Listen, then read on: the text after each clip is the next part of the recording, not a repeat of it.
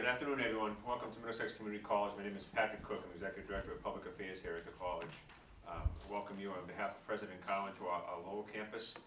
As I said at our first debate, we also welcome you here to our federal building, which was built in 1931, and it used to be the former home of the United States Post Office. It was home of our Veterans Affairs for the city of Lowell. It was also our immigration hearings were held here. It was the offices for former Congresswoman Edith Norris Rogers. It was also Paul Songers's first congressional office was in this building. The college acquired it in 1996. We opened it in 2004, and it now serves as our library and community meeting space for us. We're very proud to be hosting these debates. This will be our fifth one in partnership with some of our media partners from the Lowell Sun, the Salem News, and the Fitchburg Sentinel and Enterprise. These have been very valuable so far, and we know that this will be just as rewarding. A couple of housekeeping items, just if we could quickly, just to make sure everybody's got their cell phones on silent.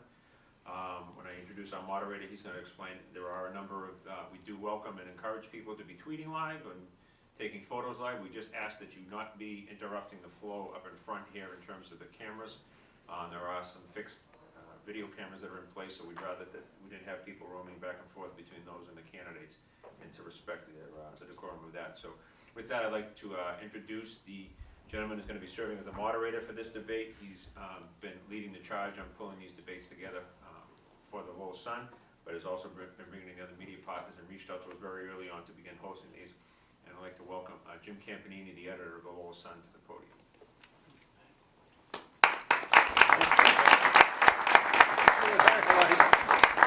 It's the first applause I've received in a long time. It's a little league, I think. But I want to thank you all for being here and coming out. This is an important election for all officers, and I appreciate participating. I thank the candidates for also participating. We have to your left Charlie Baker, and next to him is Mark Fisher. Thank you for coming today. Our panelists, from the left, Tom Zupa, the managing editor at The Sun. We have Pat Damaris, who's the Assistant Dean of International and Multicultural Affairs at Middlesex Community College. Thank you, Pat.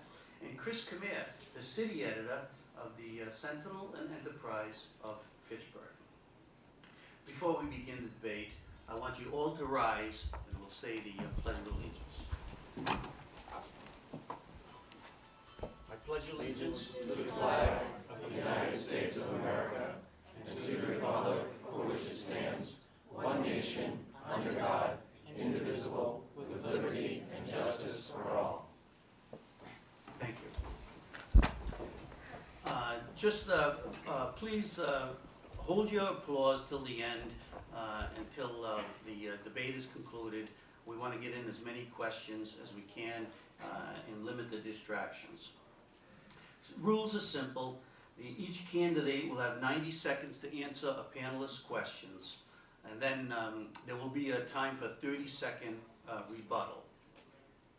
The moderator reserves the right to ask a follow-up question if he does not think that the question has been answered properly, or if any candidate is filibustering. So I don't think we'll have any problem with that anyway. If the candidates hear this noise, that's not a Tony Orlando song, not 3 times. That means you're going too long. Please wrap it up, okay? And with that, we will start the debate.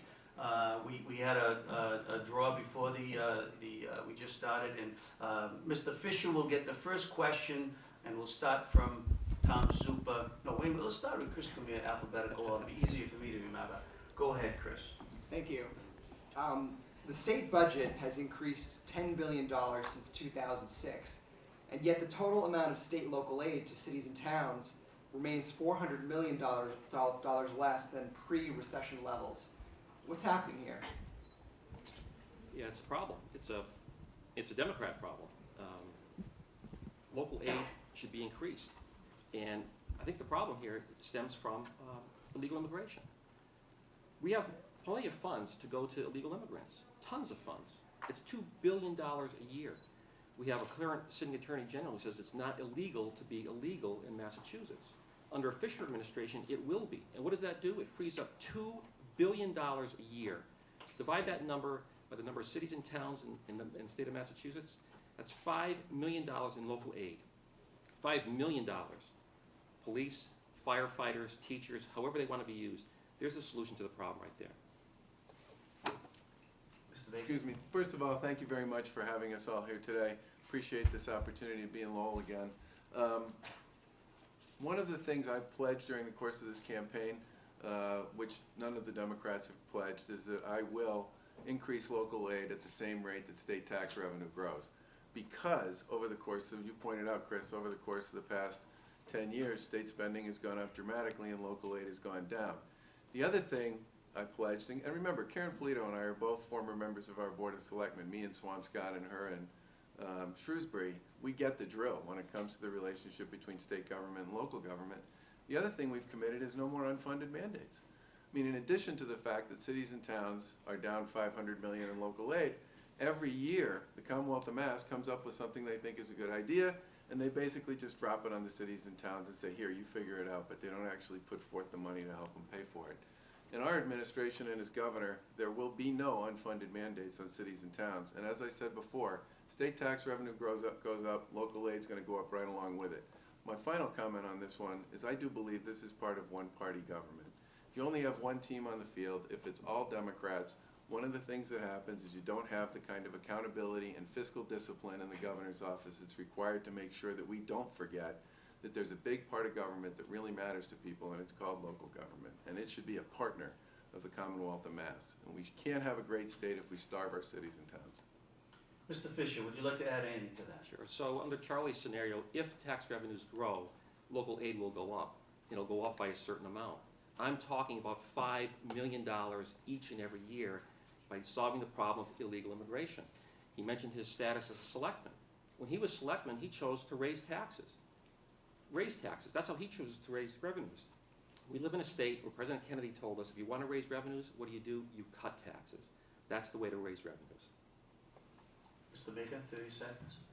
You know, the great thing about being a local official, and the great thing about having been in the public game for a while, held on to and delivered Prop 2.5, which has been, I think, one of the most successful laws that's ever been passed here in Massachusetts, which limits the growth in property taxes. And if any community in Massachusetts wants to raise taxes for any purpose at all, they have to go to the voters in their community and get a vote to make it happen. And there's never been, in my opinion, anything more successful at creating what I would describe as sort of credibility and honesty and transparency and accountability as Prop 2.5. Thank you. Question number 2, Pat Damaris. Thank you. As a product of the American dream, I was the first in my family to go to college and own my home. I feel that my children and many other young people in the Commonwealth who are burdened with college loans aren't able to fulfill their dreams of owning a home. What are some of the initiatives that you propose or support to make this a reality for thousands of Massachusetts residents? And that's from Mr. Baker. It's a great question, Pat, and as the father of one out, one in, and one going, I am well aware of the high cost of a college education. We've made a series of proposals with respect to this issue, and as governor, we would pursue them aggressively. The first one is, I think the public higher ed system ought to be willing to offer people a 3-year degree. Why do kids have to go to college for 4 years if they can get through it in 3? That all by itself would cut the cost of higher education by 25% for a lot of kids, and there are many private colleges that currently make that available. Second thing I think the public system should do, and as governor I would pursue this as well, we need to offer more online classes and more online services for kids. I mean, one of the things that's terrific about online education is you can take it when you can take it. You don't have to show up and take it when the class is available and being offered. It's also a lot less expensive, and I think if you combine it with on-campus and in-classroom activity, you can create a far less expensive way to educate kids and deliver the same product. Third thing I think we need to do, Northeastern has the most successful co-op program in America. They're right down the street from the State House. I have no idea why the Commonwealth of Mass hasn't engaged them in a significant conversation about how we could go about creating the same kind of co-op program in our public higher ed system that they have. It's been a masterful tool for kids to be able to leverage. You combine that, by the way, with online education, and you create a wonderful opportunity for kids to be able to work, earn money, prepare for their future after they graduate from college, and reduce the net cost of college for them.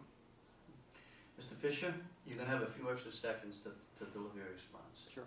You could have knocked me in, Jen, if you wanted to. I think part of this problem stems from the fact that we've told too many kids that success only comes from a college education and all the debt that goes along with it. I have 4 college degrees, but when I graduated from high school, I did not go to college. Rolled up my sleeves, joined a union, and learned the value of a buck. What I would like to do is, back in middle school, it was called junior high when I was going to school, we had wood shop, we had metal shop, we had vocational skill programs, we had home economics. Those are gone now for middle school students. I want to reintroduce those. I think, if nothing else, we want to broaden students' exposure to these things so they can find out what gifts and talents they have, what they like to do, what they do best. They step forward and test the waters. I was looking for 6 machinists 6 years ago. I went to Worcester Voc. They had 1 student in the machining program at Worcester Voc.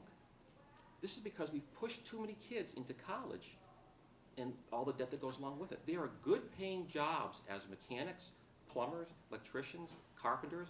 We need to tell kids it's okay to do those types of things, but in order to start the process, we've got to introduce those types of vocational skill programs in the middle schools. I'd be a big advocate for that.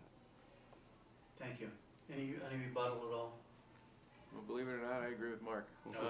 I think the Voc Tech schools are a real hidden gem in the Massachusetts educational system. I visited many of them, and by the way, I was out in Springfield yesterday and spent time with a tool manufacturer, and they made clear to me that they have plenty of jobs. Their big issue is finding people with the skills to actually bring them in. And the Pioneer Valley out in Springfield, where I was, there are 3,000 machinists currently working out there, and at any given time, somewhere between 500 and 1,000 jobs for skilled workers out there: welders, steam fitters, pipe fitters, machinists. And I think we need to be very aggressive about coming up with ways to help kids build that runway that would get them through middle school into Voc Tech. And I've also thought that either we need Voc Tech schools to establish relationships with community colleges that can turn into associate degrees in some of these fields, or in some cases, maybe we give the Voc Tech schools the ability to offer associate degrees on their own. There are a lot of great jobs that people can make a good living with out there. Jim, Thank you, Jeff. Mr. Fisher, would you like to add anything to that at all? Briefly. I just think that this is a great area where kids need to be exposed into it, and the whole idea of time on task within the education system and teaching to the test has gone way overboard. And in order to do those things, they've had to eliminate these programs that I was talking about earlier. Common Core, which is another thing that's going to be introduced or has been introduced in the state, which I am totally against, would keep wood shop, metal shop, vocational skill programs out of the schools. That's one of the big reasons that I'm against Common Core as well. Thank you. Mr. Zupa. For Mark Fisher. Mr. Fisher, how would your administration have addressed the massive failures we've seen in the Department of Children and Families? Yeah, I'd combine it with the drug lab scandal, and I'd combine it with the compounding pharmacy scandal. I think the solution is pretty simple, actually, but it's interesting. The heads of those departments, when they were let go or resigned or moved from the head of the department to a consultancy position, complained about the fact that these problems occurred deep down inside of very big, very large organizations. And that was the problem why they didn't find out that they were problems until much later, and they festered and got much, much bigger. The solution is this. My wife works for the Worcester Public Schools, and she is a mandated reporter of child abuse. What I would say is any government employee or any employee that works under a government agency would be a mandated reporter of fraud, abuse, and scandal. When Annie Dukin was doing what she did with the drug labs, her fellow workers knew that she couldn't do that kind of work. It was too much. But they were afraid to say something about it. They didn't have whistleblower protection. I would add that as well. So when something is found out, people are mandated to go out and report to local authorities or to yourselves in the media. That will get the problem out initially. It won't stir, it won't fester, it won't create a huge problem. So mandated reporting. Mr. Baker? You know, the first thing I would say is that Massachusetts had an opportunity to fix the Department of Children and Families before the crisis of Jeremiah Oliver's disappearance. There's a children's rights group in Maryland that filed suit against the Commonwealth of Mass almost over just about a year before and the governor and Martha Coakley, the Attorney General, rather than reading that brief, which was incredibly compelling, and moving to fix what was wrong at the department, fought that brief and made the argument that even though it was, let's call it uncomplimentary with respect to the department, it wasn't bad enough to justify engaging in a settlement discussion. There was an opportunity to fix this before some of the real tragedies came down the road. Now, with respect to what I would have done, I put out a plan as soon as the Jeremiah Oliver case broke that laid out what I would have done. And do I have time to? Okay, just checking. And my plan basically had 5 points. The first thing was, remember, DCF is organized in regions, and each region operates to some extent on its own. And what you really need to understand to fix something like that is what's going on in each region, where the soft spots are, and where the opportunities to improve are. And I had 5 key criteria for this. What's the caseload, the average caseload in each region, and how big is the spread between the highest and the lowest caseload? Second, what's the relationship between the daycare providers, the schools, and the police departments in each region? Those are the eyes and the ears for the department most of the time. Third, how many grievances are outstanding in each region, and how long have those grievances been outstanding? That tells you a lot about the relationship between management and the folks on the ground doing the work. Number 4, screen in and screen out on child abuse reports.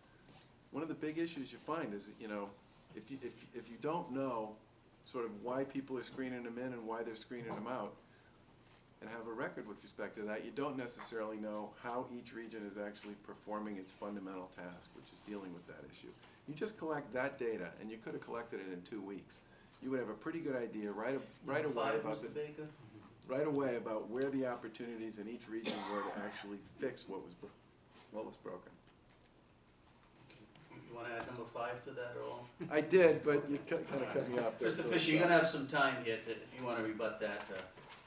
Sure. I think that's the typical bureaucratic political solution that's offered by a lot of state officials. You know, a top-down review and so forth and so on, and it takes a number of months, and it gets out of the news, and the reports come back, and little if anything is done. Mandated reporting. Mandating reporting is the solution.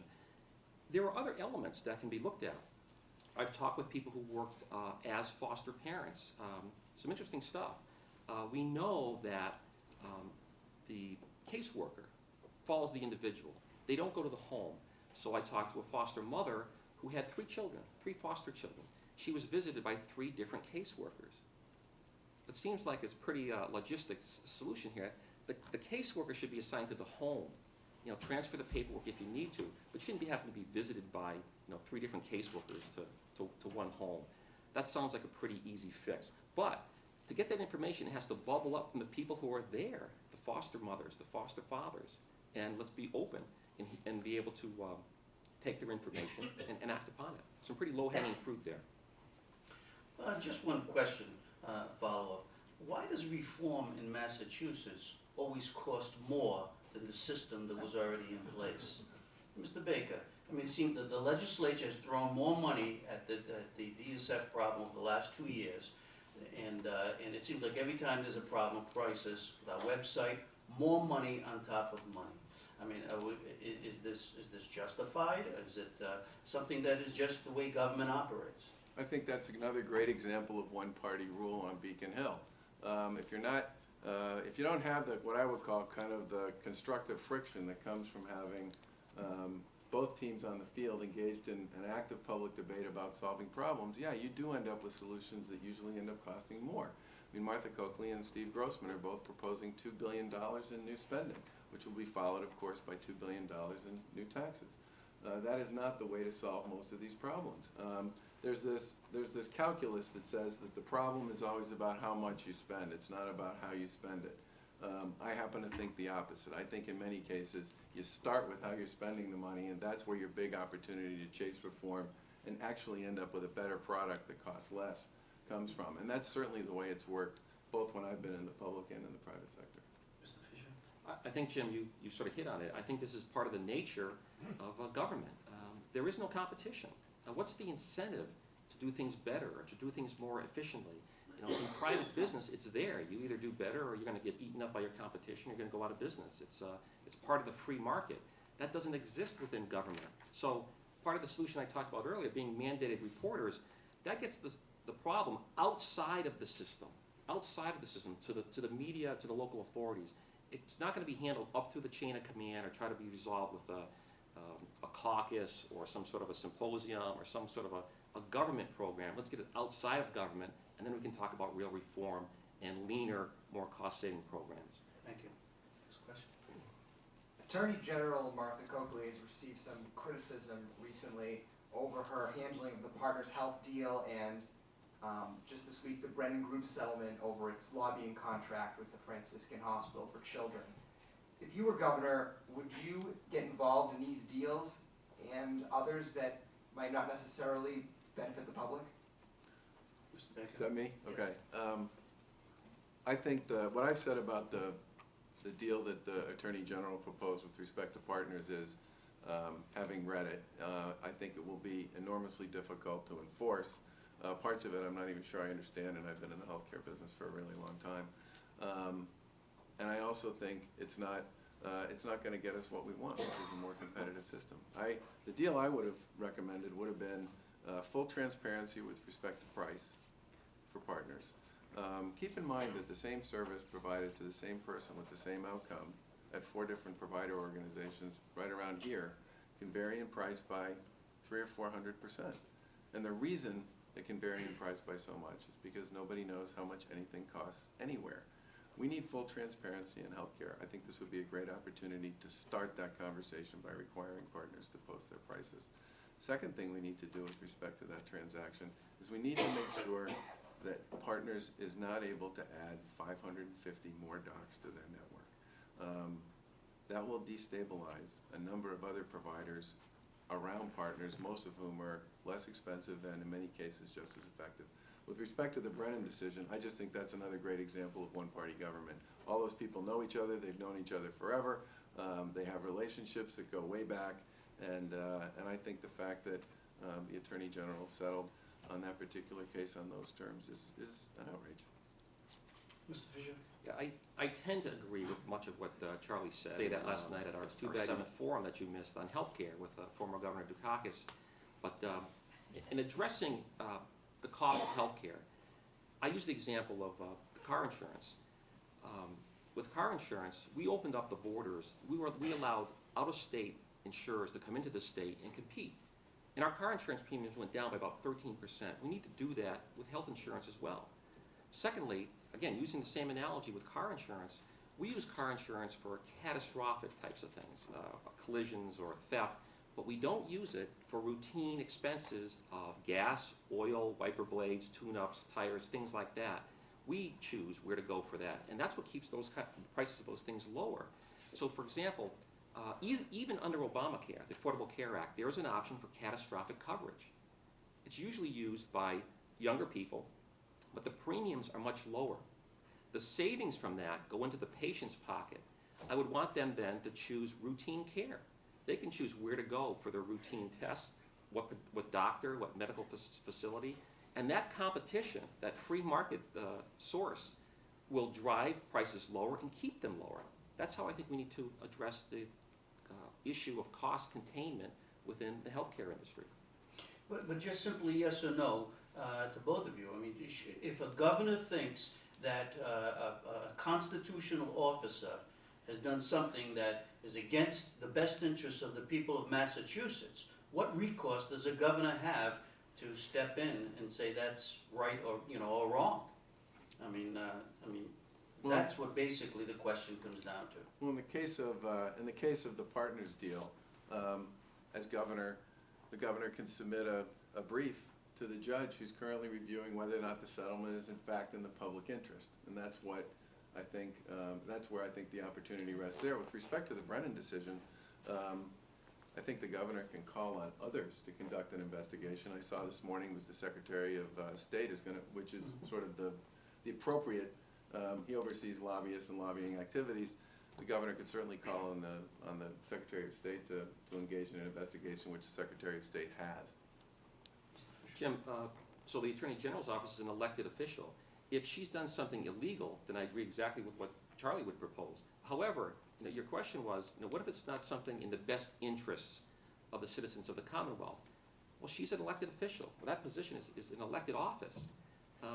We can use the bully pulpit of the governor's office and point these things out. Then it's up to the people who elect that person to say, is this a right thing? Is it in the best interest of us or not? And they have the final choice on that decision. Thank you. Pat Damaris? I think this is for Mr. Fisher. Yes. Working with young people here at Middlesex Community College, I know how important education is to their success. Unfortunately, thousands of young men and women graduate from our high schools but are unable to attend or afford a college education because of their immigration status. Our state legislature has debated this issue a number of sessions, but as of today, Massachusetts is one of the states that does not allow for in-state tuition. If elected, what would you do to make this a reality for the hundreds of undocumented youth graduating from high school? I would not make it a reality. I've said before, under Fisher administration, illegal immigration is illegal. By giving illegal immigrants in-state tuition, we are rewarding bad behavior. They have broken the law. I have 2 employees that have green cards, and one just told me 2 weeks ago that he passed the U.S. citizenship test. He's just waiting now where to go to take his oath of office. These people have done it the right way. They've stood in line, they've waited their turn, they're played by the rules. People who've come here illegally have broken the rules. It's a slap in their face. We don't want to reward that.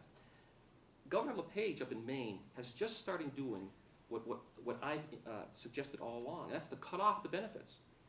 And illegals will do what? They will self-deport, not to their home country, but to the next big blue state. So now we're going to get an influx of illegals from Maine. I want to do the same thing here in Massachusetts, so that influx goes from Massachusetts to New York or California. Illegal immigration is illegal. Mr. Baker? I don't support in-state tuition for undocumented and illegal immigrants either. And my primary reason for this is when taxpayers fund public education, the reason they fund public education is because they believe there is a positive benefit to the Commonwealth associated with doing that, and the positive benefit is the ability of those folks when they graduate from college to be able to work here in Massachusetts. The fact that illegal immigrants are not able to actually work upon graduation defeats the whole point of in-state tuition in the first place, which is to give people the ability to access a higher education so that they can work here. Okay. Any rebuttal at all? Yeah, Jim.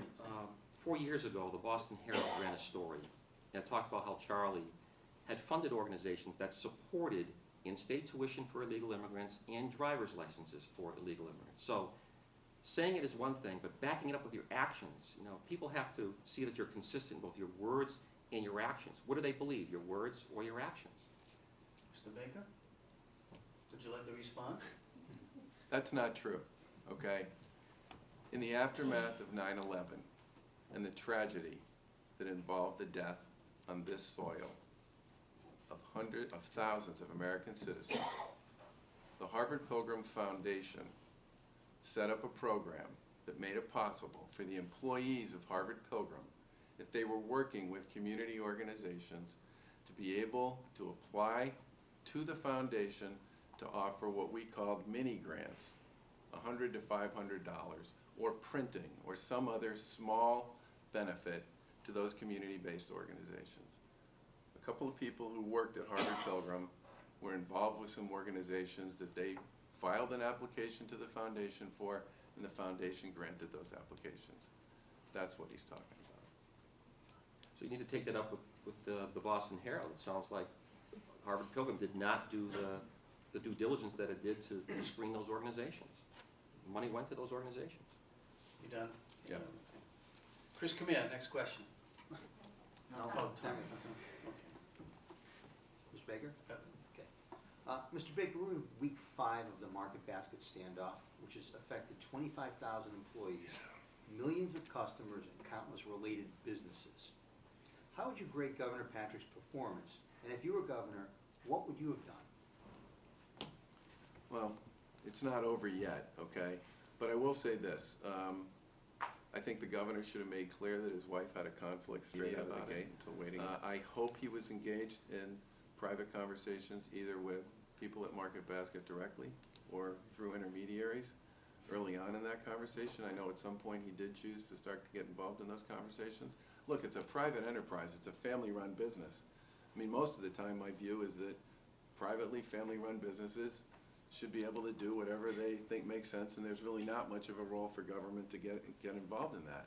But when you're talking about a company that employs 25,000 people and has thousands of suppliers, many of which are also small businesses, and has a customer base that depends on and benefits from the fact that Market Basket historically has been, you know, anywhere from 12 to 20% below market with respect to what they charge for goods. They're an important part of the region and an important part of the economy. And I think the primary role governor can play in this one is to encourage and engage the parties that are involved to resolve as quickly as possible the dispute. And the fact that we're in week 5 here, and you now have suppliers who are I talked to one supplier a couple of weeks ago as a farmer. He grows flowers.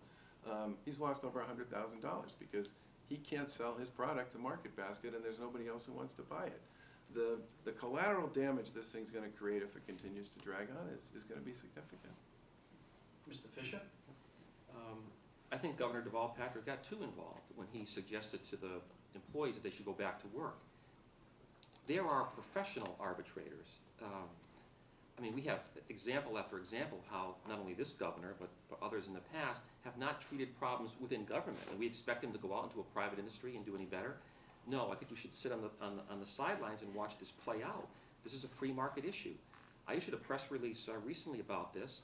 I admire the employees. I mean, many of these people are sacrificing possibly their houses with their mortgages on the line or their college education. And I likened it to the spirit of the Tea Party. I mean, they are fighting against the establishment of a private business. The Tea Party is fighting against the establishment of government and political parties. It's the same type of spirit. I admire it. I don't know how it's going to shake out. But here's what I told them. The demand for groceries is not going away. Even in the worst case scenario, if Market Basket were to fail, those employees, and they're very good employees, that's why customers come back to Market Basket, those employees are going to be in high demand. Because the demand for groceries isn't going away. It's a supply and demand issue, and it's a free market issue. It will play out. It's sad to say it's gone on this long, but the solution is not a government one. The free market will take care of it. I admire the spirit of the employees. I told them to stand their ground. It's an amazing thing, and this time and day, we talk about political corruption and how people will sell their office or this, that, and the other thing. These people are putting everything on the line for it. I think it's admirable, and I'm going to watch how it plays out. Mr. Baker, do you want to add anything to that? I agree that these people are putting their lives and their mortgages and their kids' college educations on the line, and that's why I think it's important for the governor to be willing to encourage in whatever way works and cajole in whatever way works the leadership in both these in this organization to get its act together and resolve the problem so that these people can go back to work. Mr. Fisher, anything? Just quickly. Once again, there are professionals, professional arbitrators who know how to do this best, and Deval Patrick is not the person we want to be out there cajoling employees to get back to work. Chris, come in. Next question, and it's for Mr. Fisher. Thank you. A law signed by the governor this summer now allows police chiefs to go to court to try to prevent a person from acquiring a rifle or a shotgun in addition to handguns, which they were already allowed to deny. Would you have supported this bill, and are there any additional steps that you as governor would take to curb gun violence? No, I wouldn't have signed it. Massachusetts has some of the strictest gun laws in the country. If anything, we need to lighten them up. And the law that he passed did just that. There was one aspect of it. Massachusetts was the only state in the country that required an FID card for the purchase of pepper spray. My mom is 83 years old. She had to go get an FID card to get pepper spray to protect herself. The law that Governor Patrick just signed lowered the limit. I think if you're over 18 years old, you don't need an FID card to go get pepper spray. These laws that are passed in Massachusetts affect law-abiding gun owners. They do nothing to prevent gun violence. We need to enforce the existing laws that we have. And the story I tell, and I built my own shotgun, when I went to get my FID card many years ago, I counted the many number of laws that were on the books, any one of which you broke would prevent you from legally obtaining a gun, a firearm in Massachusetts. There were 98. 98. So the moral of the story I tell people, if you want a good neighbor, find yourself a law-abiding gun owner, because they have to be squeaky clean. They've already been vetted by the police chiefs of Massachusetts. Mr. Baker? Yeah, I would have signed that law. There were 3 things I was looking for in the in the discussion and the debate about guns. The first was for Massachusetts to connect itself to the National Mental Health Database for purposes of doing background checks, which I think everyone, including many of my friends who own guns, felt was a good idea. Second was to enhance the penalties for certain kinds of crimes committed with a gun, which I think many people also think is a good idea. The third part, which I also believe will help us with respect to some of our urban violence issues, was to get serious about illegal gun trafficking. Law-abiding gun owners, in many cases, most cases, almost all cases, are absolutely not the problem. But there's a tremendous amount of illegal trafficking going on in guns that the feds aren't paying attention to and the locals aren't paying attention to. And the idea of creating a state task force with the state police that will engage in establishing an illegal trafficking task force, I think is a really good idea, and we should have done it a long time ago. And I think in places where you have a significant amount of trafficking going on, this is a huge opportunity for us to take a lot of guns that are being moved illegally off the streets. The two candidates for Attorney General are pushing smart gun technology. They say it would take care of a lot of this illegal gun trafficking, because the gun wouldn't work unless it has the fingerprint of the owner. Mr. Fisher, are you in favor of smart gun technology, or that just won't solve the problem? No, again, I'm against it. Enforce the laws that we have. That will solve the problem. Here's the thing. I just think this is an enormous waste of time on the part of our state legislature. Many people are harmed and many people are injured through government incompetence. And all we have to drug lab scandal, the compounding pharmacy scandal. Let's solve those problems. There's where the injuries take place. There's where the deaths take place. They can't solve those problems, so they turn to legislation and pass it and try to pat themselves on the back and tell their constituents that they're doing something for them. And in fact, they're only targeting law-abiding gun owners. Let's solve the problem of government incompetence. Mr. Baker, quickly, smart gun technology, your thoughts? Well, I'm sort of a choice guy, and if somebody wants to purchase a gun that has smart gun technology, I think they should be allowed to do that. I don't think they should be required to do that. Next question, Pat Damaris, it goes to Mr. Baker. A recent report about the working poor living in the Commonwealth stated that 1 in 5 workers in the state make less than $12 an hour. What initiatives do you support or propose to help the many families in our Commonwealth that are struggling to pay their rent, buy food, and take care of their families? I think the biggest thing we need to do with respect to this particular issue is grow the economy and create jobs. I mean, that's the #1 issue I've talked about since I got into this race. And my first event as a candidate for governor was up here. I came up to Lowell and I went to the Emerging Technology Center at UMass Lowell. And the reason I went there was because it was outside Route 128, it was a gateway city, and it was a public-private partnership between a collection of polymer and plastics manufacturers in the Merrimack Valley working with UMass Lowell on a public-private basis to create applied research and basic research for new product development. Creates a great opportunity for those companies to continue to thrive and expand here in the Merrimack Valley, and creates a way for kids who are students to move into paid employment upon their graduation. And whether it's that kind of an approach or the many other strategies that I think we can pursue on a micro level, I think one of the things the next governor needs to do, and I would do this as governor, is focus fundamentally on creating jobs. We haven't created hardly any jobs in Massachusetts over the course of the past 15 years. We created 500,000 net new jobs in the 1990s. We also cut taxes 27 times and reformed workers' comp and took a real hard run at cleaning up our regulatory morass. And I think one of the things we need to do is get back to that. You clean up the regulatory morass, you control spending, you reduce taxes, you create a climate for growth, you'll generate jobs. If you generate jobs, people will be better off. Mr. Fisher? So I've had this experience where 4 of my previous employers have closed their doors and not gone out of business. They've moved out of state. We've driven businesses, people, and jobs out of the state, and we've welcomed in illegal immigrants, many of whom are working at these low-paying jobs. I have a 4-point program to make Massachusetts business friendly. We cut the corporate tax rate. We're in competition with other states. We cut the corporate tax rate to make it comparable to those states where we're driving businesses out. New York has done it. New York is second, believe it or not, liberal New York is second on the list of those states that are creating new jobs. They've done it because they've created 0 tax-free zones, and businesses are flocking there. We can do the same thing here in Massachusetts. Secondly, we stop the overburdensome rules and regulations that drive businesses out of Massachusetts and keep businesses from coming in. One quick story, a fellow a year ago that I know has a machine shop, and he was fined $7,000 because the sign on his wall that said hazardous material didn't say hazardous waste. And rather than give him the 30 seconds to change it, he was fined $7,000. That's got to stop. Thirdly, we stopped the taxpayer funding of fad industries like Evergreen Solar. 58 million taxpayer dollars went to that company. In just 2 years, they closed their doors, moved to China, and 800 people lost their jobs. Lastly, we eliminate the obscure inventory tax. This keeps big distribution centers from coming here to Massachusetts because they would have to pay tax on all their inventory. But Massachusetts is in the center of New England. It's ideal for distribution centers to serve all of New England and New York. And they will bring with them good paying jobs, material handling, logistics, administrative, and transportation. That's how we make Massachusetts business friendly.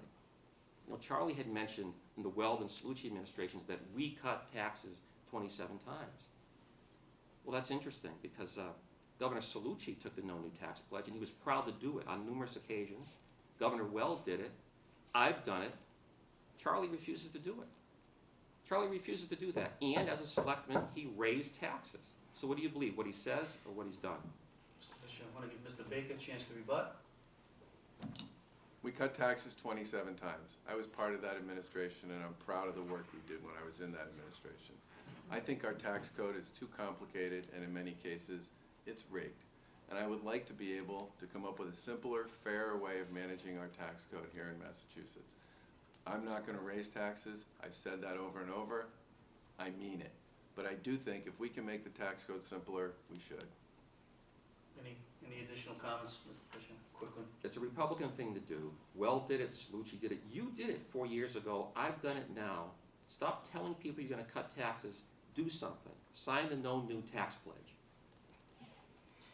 Mr. Zupa, your question, and it goes to Mr. Fisher. Mr. Fisher, next year the Board of Elementary and Secondary Education will be taking a vote on how to test students statewide. What's your philosophy on high-stakes testing? We have the MCAS test, and we're #1 in the country. It's worked fine. Massachusetts should be the example for the rest of the country. We're talking about introducing this high-stake testing, the PARC testing, through Common Core. It's a federal program, and maybe even a higher than that program. Massachusetts shouldn't be adopting any new high-stakes testing. The mass testing that we have now does just a fine job. So I'm against Common Core, and I'm against the high-stake testing, the PARC test that goes along with it. I've taken a stand on it, and it's very clear. I will opt out of Common Core and the high-stakes testing that's associated with it, as New York has done, as Kentucky has done, as Florida has done. And I stand with the Chicago Teachers Union, and I stand with the New York Teachers Union, who are against Common Core and the high-stake testing as well. Mr. Baker? There's only one person in Massachusetts who testified against Common Core in 2010, and that was me. And the reason I testified against it was, there were 3 reasons. The first was we were being asked to sign up for something that didn't exist, that was going to be sort of invented later. That should always make people a little nervous. The second was the idea of taking a state that had been so successful with its own initiatives, in both curriculum development and testing, and turning that over to the federal government made me nervous. The third issue was we had no process in Massachusetts. When we put the MCAS exam in, and by the way, I was there for that too, and implementing it, spent 5 years. We went through that process for almost 2 years, and we gave a lot of people an opportunity to sort of have their say and make their case. One of the big problems with the Common Core and with the PARC exam is they did not really have much of a process in place for that at all. I continue to believe that the MCAS here has been a big success, and I worry a lot about a state that has made so much progress on education and on education reform turning over sort of its destiny with respect to its educational excellence to some federal bureaucracy. Very good. We're making great time, and we should get in a fourth round of questioning before we do the closing argument. So I think we have Chris Kamara, right? Okay, and this is for Mr. Baker.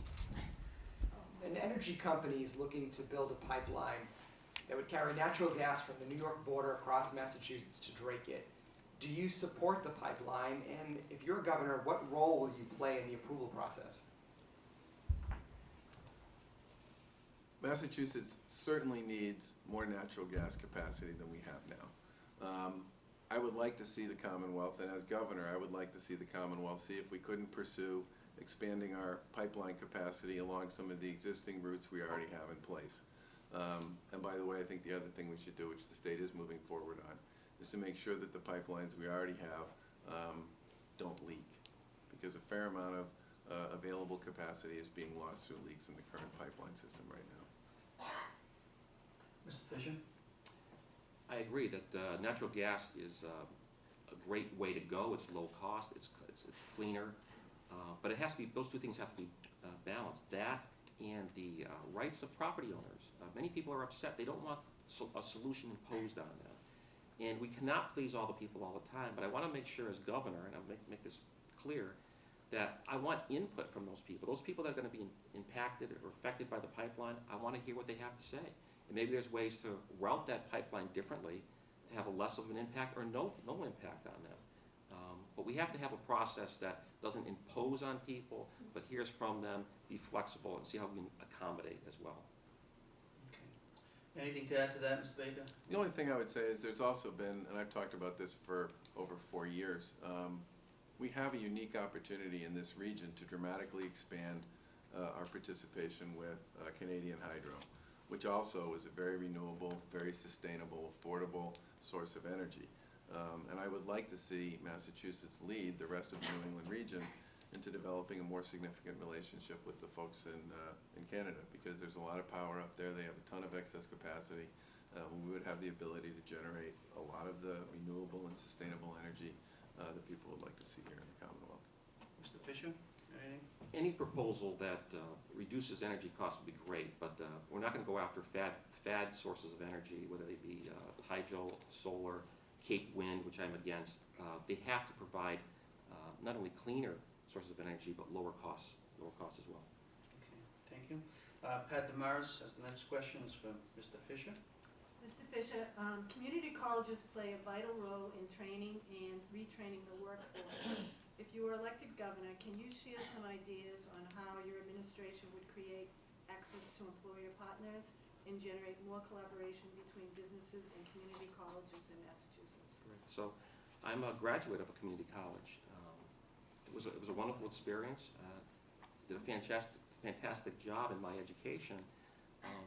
It's an interesting thing. As I said, I went to both schools. I've been to community colleges looking for people to partner with us. We had Manufacturing Day. Manufacturing Day is the first Friday in every October. We had an open house 3 years ago, and we had a number of students from community colleges and both schools come. And many of them tell me that they're looking to go on to further their education, to get either a BS degree or something higher. And I try to tell them that that's fine, that's what I did. But there are good paying jobs out there with associate's degrees. And there shouldn't be any stigma associated with that, either having a technical degree or an associate's degree and going out and finding a good paying job. So I would try to be in the bully pulpit and advocate for that. But then also, I want to make employers aware that there are students in these schools that are looking for good paying jobs, and have the employers talk about them, either through National Manufacturing Day, have open houses, have days where students can come in, maybe just for a day or two, and see that it's not a dirty, smoky environment, that it's clean, and we're using CNC equipment, it's a state of the art, it's not your father's manufacturing environment anymore. And I think that's a good way to incentivize students to go into these types of fields. Mr. Baker? I would say a couple things. One is I would go back to the point I made earlier about Northeastern. We should be over there talking with them and learning from them. They have more intellectual capital in this whole area than practically anybody else in the world. The second thing we should do, some of the Voc-Tech schools already have pretty well developed co-op programs. I spoke at the co-op dinner that Shawshene Valley Regional Tech School had. They had 600 employers there who are working with juniors and seniors in their school, I think like 100% of the senior class is working 1 week, going to school the next, working the next week, and there's a lot of opportunity to learn from them as well. I also think I don't know when we decided to get so far away from on-the-job training as we've gotten. You know, we've kind of completely separated everything associated with skill building and skill development from work.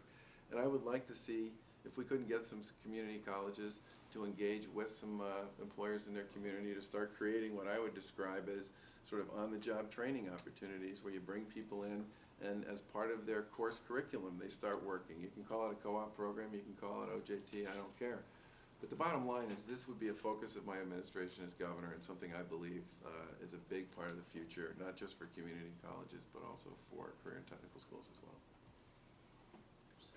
Just real quickly, I've tried to have students come from trade schools to work in a co-op situation, and I'll tell you a quick story. There was one school that didn't have any seniors that qualified and met the eligibility requirements to be in the program. You have a certain grade point average and not be dismissed for certain things. And my argument back to them was, wait a minute, you won't let them come to work for me in a co-op situation in the fall of their senior year, but when they graduate, they're going to be knocking on my door looking for a job. I think we need to lower the standards to get into the co-op program, and just being on the job, I think, raises a person's initiative and helps them learn the value of a buck and helps them be responsible. That's part of their education as well, not just in the senior classroom. The other group we haven't talked much about here, I've attended some of the co-op days that some of the unions have held for mostly kids coming out of voc tech schools. But I think there's plenty of opportunity for community colleges, if they're pursuing those types of skill bases, to start to develop relationships with unions as well and to create a pathway for kids to come through those programs and into some of the openings that the unions have as well. Okay. Mr. Zupa, your question is for Mr. Baker. Mr. Baker, we've seen an increasing number of incidents lately involving people with mental health issues, whether they be crimes, police standoffs, and the like. What should the state be doing to address this problem? Well, I think the first thing the state should be doing is making sure that it has enough capacity, both on an inpatient and an outpatient basis, to serve that population. And while I believe we have more than enough capacity on an outpatient basis, I do believe on an inpatient basis we probably need to add some beds to the system. And in particular, we need to add some beds for women. If a woman ends up getting sectioned, which is what the technical term is for commitment, there aren't a lot of options for them with respect to accessing mental health services at all here in the Commonwealth. And I think one of the things we need to do is make sure that we develop more inpatient capacity to deal with that. The other thing we need to do is work with local law enforcement to see if the folks on the social service side working with the folks in law enforcement can develop what I would describe as sort of a warm transfer, a soft handoff, whatever it is you want to call it, so that some of the folks who end up in being incarcerated, who really need more than anything, what I would describe as clinical treatment, have access to the clinical treatment that they need. Mr. Fisher. So we have a number of wonderful programs in place and wonderful people who are working in them. The problem's been, as we talked about earlier with local aid, tax revenues are down. Revenues to the state are down, so these programs get cut. There's not enough funding for these programs, and people get cut and can't serve those in need. So what we need to do is grow the economy. I talked about my 4-point program to bring businesses back to Massachusetts and grow the economy. People come off the dole, they go onto the payroll, tax revenues goes up, these programs get funded. You know, we're $120 billion in debt. We can't fund the programs that we like to now at the levels they need to be funded at. But once we start the economy going again, making Massachusetts business friendly, stop driving out businesses and spending $2 billion a year on illegal immigrants, then we can start funding and treating the people who are truly needy and not the greedy. Thank you. We're going to have one last question before we go on. This comes from a woman who sent me an email today. She's from Drake, an elderly woman who's lived in her home all her life. She's now raising her daughter's 2 children who are in grade school. Her taxes are rising. She's got on a fixed income, and she said, "Will you please ask the candidates how will I be better off 4 years from now under a Republican administration as opposed to a Democratic administration?" So that goes to Mr. Fisher first. Well, I got that question, actually, a week ago. I was at Rosie's Place, Shelter for Homeless Women in Boston. And when I go around, I have a campaign stump speech, and I talk about illegal immigration and the cost to citizens of Massachusetts, and I talk about EBT card reform and welfare reform. I didn't have the chance to make that point, those 2 points, because the 150 women there that I was talking to asked me first, what are you going to do about illegal immigrants? They're taking the beds in our shelter. They're cutting the line in front of us. They're getting our services. What are you going to do about it? And before I could answer that question, another woman said, what are you going to do about these dead people getting EBT cards? This is not a conservative, right-wing Tea Party issue. It's affecting homeless women. It's affecting the woman that Jim just talked about. We don't have a revenue problem in Massachusetts. We have this enormous spending problem. It's being spent on the greedy when it should be spent on the needy. It's being spent on illegal immigrants, and it shouldn't be. It's an enormous amount of money. $400 million in abuse and fraud in the EBT card system. We give EBT cards to over 1,000 dead people, $2 billion to illegal immigrants. That's why this woman has this difficulty. That's why the people at Rosie's Place have difficulty. I've talked about the solution for illegal immigrants, EBT cards. The requirement for photo ID, no exceptions. Only about 50% of the cards have them now. No exceptions. And for those hardship cases where people are bedridden or in their homes, then fine, the caregiver's photo goes on the card as well. No cash from ATMs. EBT cards cannot be used for alcohol, tobacco, pornography, tattoos, and rightly so. But an EBT card recipient can go to an ATM, get cash, and buy those same things. We enforce that. And also a drug test. They have to take it, they have to pass it. Again, we don't reward bad behavior. We don't want to be sponsoring their drug habits. This is the reform of the EBT card system. We use the existing cash we have to help those in need. Thank you. Mr. Baker? You know, it's funny, the first question that Chris asked was about the rise in state spending and the drop in local aid.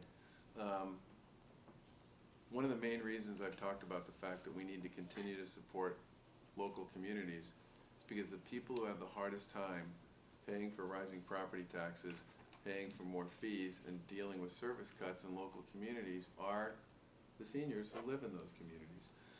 A big part of why I think the Commonwealth needs to be a better partner to the Commonwealth cities and towns is so that the people who can least afford those increases don't get hit with them. I mean, the people who get hit with property tax increases, I think, and for whom they really hurt, are people who don't have a lot of income but live in their home. Exactly the kind of person you're talking about, Jim. The people who get hit by fee increases, again, people with fixed incomes. The people who get hit by service cuts, whether it's transportation services or senior centers or other services like that, seniors living on fixed incomes. The Commonwealth needs to be a far better partner to its cities and towns than it's been. And in a Baker administration, we will be. Thank you. We've now reached that point. We'll have the closing statement. Each candidate will be allowed 2 minutes to state their case, and Mr. Fisher will go first. Thank you, Jim. The governor's position is obviously a leadership position. I'd like to talk about 3 aspects of leadership. The first one is, like in anything else, you need to show up. And last night marked the 7th gubernatorial debate forum that Charlie chose to be a no-show at. You got to show up.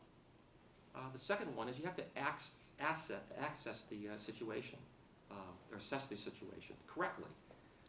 When Charlie started his campaign this year, he had an interview with Carl Stevens. And he said, Massachusetts is doing fine. You got it wrong, Charlie. Massachusetts is a mess. And we've doubled the number of food stamp recipients. We've tripled the cost of entitlement programs. $400 million of abuse and fraud in the EBT card system. We give EBT cards to over 1,000 dead people. Illegal immigrants are causing our cities and towns to be dysfunctional. Massachusetts is a mess. And then thirdly, you have to provide solutions. You know, I'd ask you to go to my website. It's markfisher2014.com, and you will find clear, concise, conservative solutions to the liberal failures in the state of Massachusetts. I've showed up. I've assessed the situation. I got it right.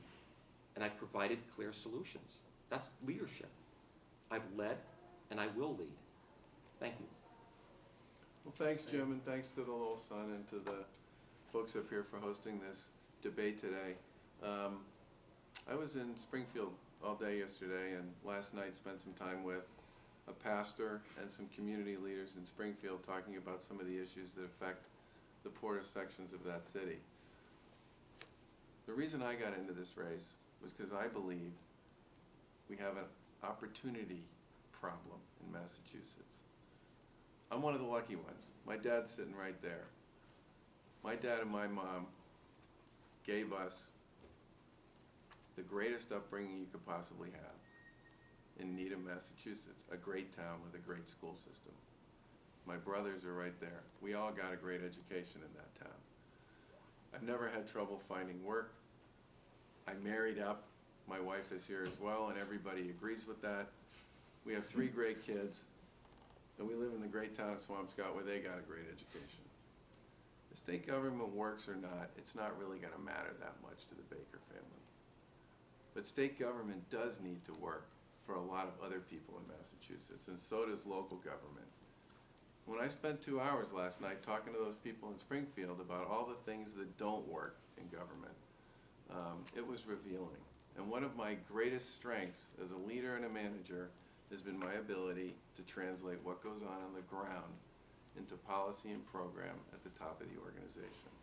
I did it when I worked in state government for Bill Weld and Paul Salucci, and I did it when I took Harvard Pilgrim from basically bankrupt to the #1 player for customer service and member satisfaction in the country for 7 years in a row. I show up and I compete, but most importantly, I have a track record of leadership in large, complex organizations in the public and I know that at the end of the day, there are a lot of people who say all kinds of great things about what they can do. But in the end, what matters to voters most is, can you actually execute? When I was at Rosie's Place, there was a woman there who said to me, every 4 years people come here and they say all this happy stuff to us about what they're going to do and how they're going to make things better. And then we don't see them again for 4 years. It's not just about what you say, it's about what you actually do. And that's what voters more than anything are looking for in their next governor. They want somebody who's got a track record that's demonstrated over and over again that in the most difficult situations, they found a way to get it done. And that's why I think I'm going to be the next governor of Massachusetts. Thank you. Thank you. I want to thank the candidates, Mr. Fisher, Mr. Baker.